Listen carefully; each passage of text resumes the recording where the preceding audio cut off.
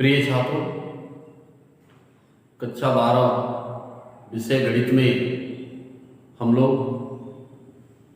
पिछले वीडियो में डिटर्मिनेंट्स के इस चैप्टर में हमने किसी दिए हुए सारणी का उपसारणी तथा उसका सखंड किस प्रकार से ज्ञात करते हैं, इसको हमने पिछले वीडियो में देखा था। आज हम आव्यूह के सहखंडज और उसका व्युत्क्रम अर्थात adjoint and inverse of matrix किस प्रकार से ज्ञात करते हैं, यहां पर इस चीज को जानेंगे।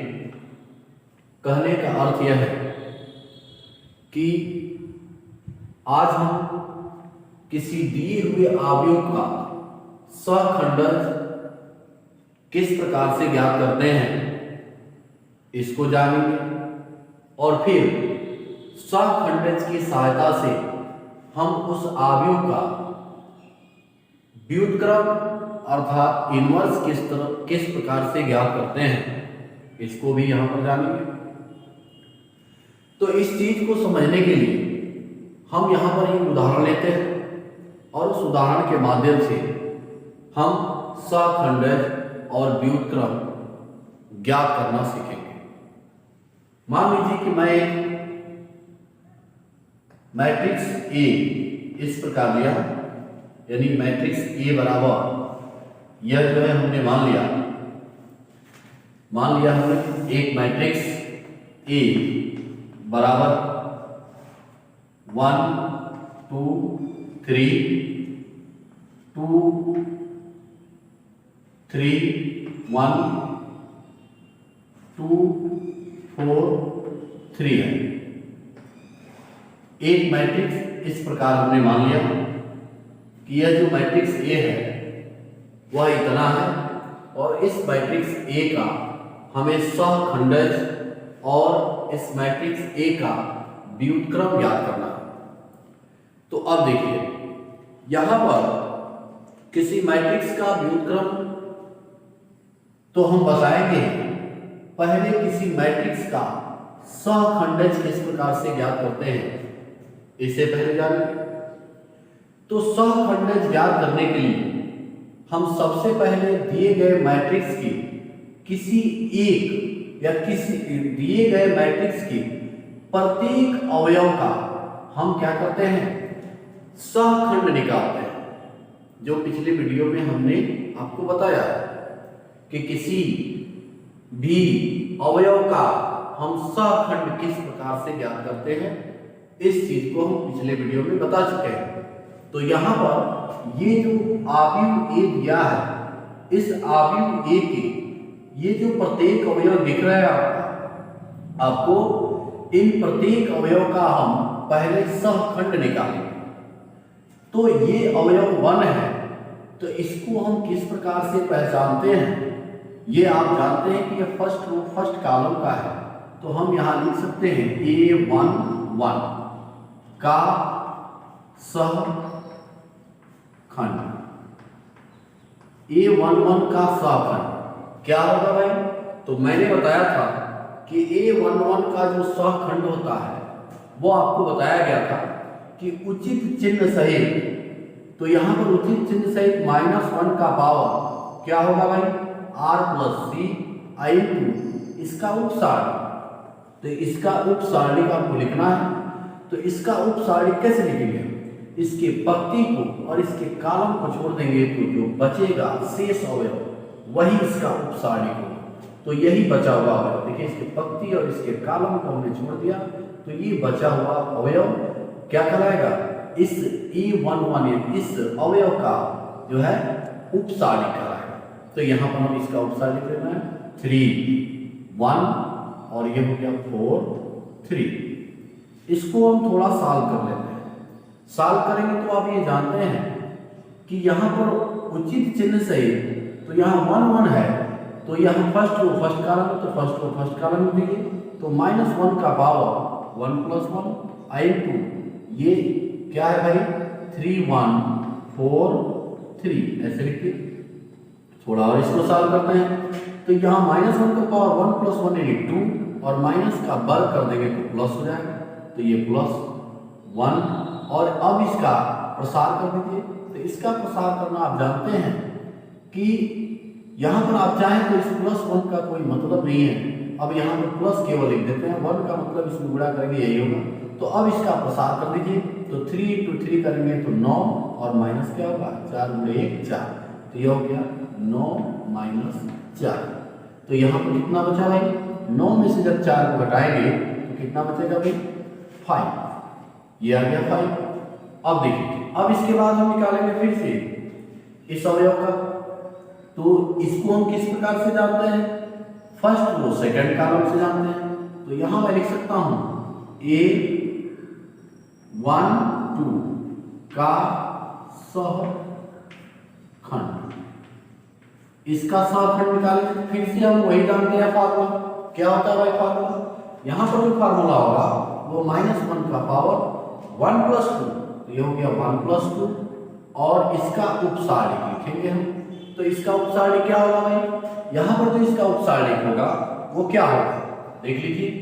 तो इसकी पंक्ति को और इसके कॉलम को जब हम छोड़ देंगे, ये पंक्ति और ये कॉलम छूटा, तो देखिए 1 2 ये और ये अवयव बचे हुए, तो इनको और इनको साथ में ये और ये लिख देंगे हम। तो ये हो गया 2 1 और फिर हो गया 2 3, ये अवयव जो बचे हैं इनको हमने लिख दिया। फिर क्या होगा भाई, तो यहाँ -1 का पावर 1 + 2 ये हो गया 3 और -1 का पावर 3 यानी -1 × -1 करेंगे तो फिर माइनस क्या आएगा, यानी -1 आएगा और -1 का साथ इसके साथ गुणा करेंगे तो ये होगा। तो अब इसमें हम क्या करेंगे, इसका प्रसार कर देंगे, तो क्या मिला, ये हो गया कितना 3 दूनी 6 और -2 × 1 2, तो ये हो गया 6 - 2, तो ये हो गया माइनस और यहाँ 6 में 2 घटेंगे तो 4 बचेगा, ये हमने लिख दिया इसको। अब इसके बाद हम फिर से कौन सा निकालेंगे, इस अवयव को निकालेंगे। तो इस अवयव को निकाल दीजिए, तो यहाँ पर होगा A क्या होगा 1 3 का सहखंड निकालेंगे, तो फिर -1 का पावर क्या होगा, फिर से होगा क्या 1 + 3, 1 + 3 कर दीजिए। आई इसका उपसारिक क्या होगा भाई, इसका उपसारिक, तो इसके पंक्ति और इसके कॉलम को छोड़ेंगे तो 4, यहाँ पर इसके पंक्ति कॉलम को छोड़िए 2 3 2 4 बचेगा, तो 2 3 और 2 4 लिखा हमने। अब इसको थोड़ा सा सॉल्व कर दीजिए, अब -1 का पावर क्या होगा भाई, यहाँ पर 1 + 3, तो यह हो जाएगा 4 और -1 का पावर 4 क्या मिलता है +1 मिलेगा, तो यहाँ प्लस हो जाएगा और 4 दूनी 8 - 6, तो 8 - 6 करेंगे तो 8 - 6, तो ये हो गया +2 अर्थात 2, तो इसकी वैल्यू हमें 2 प्राप्त हो गई। ठीक, अब हम इस पत्ती के सभी अवयवों का सहखंड निकाल लिए। अब देखिए अब हम क्या करेंगे, फिर से इसको निकालेंगे, तो इसको भी आप पहचानते हैं कि ये कौन सी जगह पे है भाई, ये सेकंड रो फर्स्ट कॉलम पर है, सेकंड रो फर्स्ट कॉलम का सहखंड। तो जब इसका सहखंड निकालेंगे तो फिर -1 का पावर क्या होगा 2 + 1 होगा और इनटू इसके उपसारिक को लिखेंगे, तो इसका उपसारिक कौन कौन होगा, ये पंक्ति छूट जाएगी, ये कॉलम छूट जाएगा, 2 3 2 2 3 4 3 बचेगा, तो ये हो गया 2 3 4 3। अब क्या करेंगे हम भाई इसको, यहाँ देखिए 2 + 1 यानी 3 हो गया और माइनस का क्यूब माइनस ही होता है। अब यहाँ पर 3 दूनी 6 और -4 दिया 12 कर दीजिए, तो यहाँ माइनस बचेगा कितना -6 बचेगा और इस माइनस से वो प्लस हो जाएगा, तो इसकी वैल्यू 6 हो जाएगी। अब इसके बाद इसको निकालेंगे हम, तो ये हो गया A क्या होगा भाई, A second row second column A 2 2, तो A 2 2 का सहखंड निकालेंगे तो क्या होगा, फिर से -1 का पावर कितना होगा भाई 2 + 2 होगा, 2 + 2 इनटू इसका उपसारिक, इसका उपसारिक क्या होगा। अब इसका उपसारिक देखिए, इस अवयव को हम निकालेंगे तो इसके फिर पंक्ति को इसके कॉलम को छोड़ देंगे तो 1 3 2 3 बचेगा। ये 1 3 2 3। यहाँ पर क्या होगा भाई माइनस का पावर देखिए 2 + 2 4 हो गया तो माइनस का पावर 4 यानी प्लस हो जाएगा और यहाँ पर 3 - 6 ये हो गया 3 - 6 अर्थात यहाँ पर क्या बचा -3 ये हो गया -3। अब इस तरह से इसको निकालेंगे तो ये हो गया a 2 3 का सहखंड। तो इसका सहखंड निकालेंगे फिर -1 का पावर क्या होगा 2 + 3 into इसका उपसारी। तो इसका उपसारी क्या होगा भाई तो इसका देखिए इस वाले को निकालना है तो इसके पंक्ति को इसके कॉलम को छोड़ दीजिए। ये पंक्ति ये कॉलम छूटा तो 1 2 2 4 बचेगा तो 1 2 और 2 4 लिख दीजिए। अब इसको थोड़ा सॉल्व कर दीजिए तो कितना होगा भाई सॉल्व करेंगे तो ये आएगा 2 और 3 5 -1 का पावर 5 यानी माइनस ही होगा और ये 4 - 4 4 - 4 इसका क्या हो गया -0 या 0। अब ये हमने कंप्लीट कर दिया। इसके बाद इसको लिखेंगे तो इसके बाद है ये a का मतलब समझना होगा। a का मतलब यहाँ पर है कि ये एक अवयव को प्रस्तुत करता है और ये उसकी पंक्ति और कॉलम को प्रस्तुत करता है। तो यहाँ पर ये जो अवयव है वो इस अवयव को हम a से डिनोट कर रहे हैं और यहाँ पर क्या मैं क्या करूँगा ये देखिए थर्ड रो फर्स्ट कॉलम है तो हमने लिख दिया थर्ड रो फर्स्ट कॉलम का सहखंड। तो यहाँ -1 का पावर क्या होगा 3 + 1 और इस स्थिति में अब इसका हम उपसारी लिख देंगे। तो यहाँ से ये पंक्ति छूट गया कॉलम छूट गया 2 3 3 1 तो यह हो गया 2 3 3 1 लिख दिया हमने ऐसे। अब क्या होगा इसको थोड़ा सा उपसार कर दीजिए तो -1 का पावर 3 + 1 4 हुआ तो ये देखिए प्लस हो जाएगा और इस स्थिति में यह हो गया 2 - 9 तो 2 - 3 × 9 तो यहाँ पर कितना बचा माइनस प्लस माइनस यानी प्लस और माइनस 7 बचेगा गुणा करेंगे तो -7 हो जाएगा। ये इसकी वैल्यू -7 ठीक है। इसके बाद इसको निकाल लीजिए तो इसके बाद हम इसको निकालते हैं। ये क्या है ये थर्ड रो सेकंड कॉलम तो ये हो गया a third row second column का सहखंड। तो इसका सहखंड क्या होगा भाई इसका जो सहखंड निकालेंगे ये थर्ड रो सेकंड का तो यहाँ पर क्या होगा -1 का पावर फिर क्या होगा यानी 3 + 2 into इसका जो है उपसारी। तो इसका उपसारी क्या होगा ये वाला अवयव लिख रहे हैं ये पंक्ति छूटा ये कॉलम छूटा ये पंक्ति ये कॉलम छूट गया 1 3 2 1 तो यहाँ लिख सकते हैं 1 3 2 1। अब क्या होगा भाई -1 का पावर देखिए 5 है तो माइनस होगा और 1 × 1 करेंगे 1 - 3 दूनी 6 तो कितना हो गया ये -5 और यहाँ माइनस है तो ये 5 हो जाएगा +5।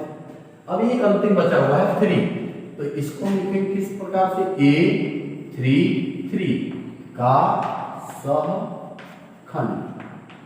तो इसका सहखंड कितना होगा भाई तो यहाँ पर हम देख रहे हैं कि इसको भी हम -1 का पावर क्या होगा 3 + 3 होगा 3 + 3 into इसका उपसारी। तो इसका उपसारी कितना होगा हम देख लेते हैं। इसके पंक्ति को इसके कॉलम को छोड़ देंगे 1 2 2 3 तो 1 2 और 2 3।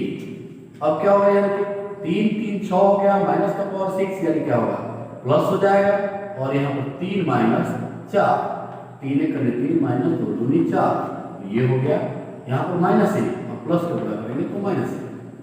अब देखिए यहाँ पर आपने इसका काम कंप्लीट कर यानी प्रत्येक जो अवयव था इस प्रत्येक अवयव का हमने क्या कर लिया सहखंड ज्ञात कर लिया। क्योंकि हमें ज्ञात करना है सहखंड अर्थात एडजॉइंट ज्ञात करना है। तो अब देखिए सहखंड ज्ञात करने के लिए हम क्या करते हैं कि सहखंड से बना जो आव्यूह होता है उसका परिवर्त कर देते हैं तो जो वैल्यू प्राप्त होती है वह क्या होता है सहखंडित होता है। बताया गया क्या कि सहखंड से बना आव्यूह का परिवर्त सहखंड कहलाता है। तो हम लिखेंगे पहले कि लिखेंगे यहां से सखंड से बना, पहले लिखेंगे सखंड से बना आव्यूह। क्या होगा भाई आव्यूह? इस जब सखंड से आव्यूह बनाइएगा तो जो आव्यूह ये दिया होगा वो नहीं मानेगा, इसको कोई दूसरा मानेगा। मान लिया हमने कि वो आव्यूह बी है, बी बराबर क्या होगा, तो इस आव्यूह को लिखेंगे हम, लेकिन कौन है, तो सखंड से यही अवयव प्राप्त हुए हैं।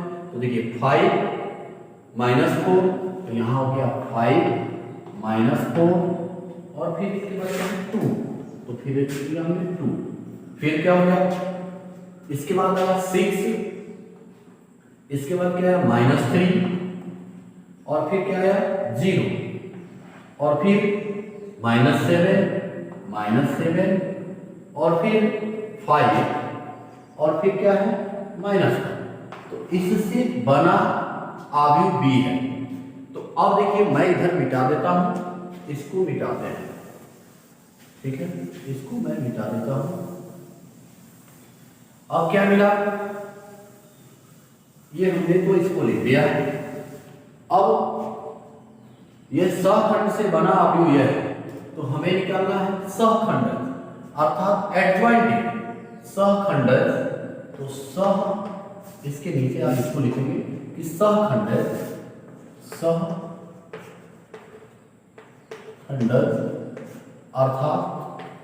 अर्थात एडजॉइंट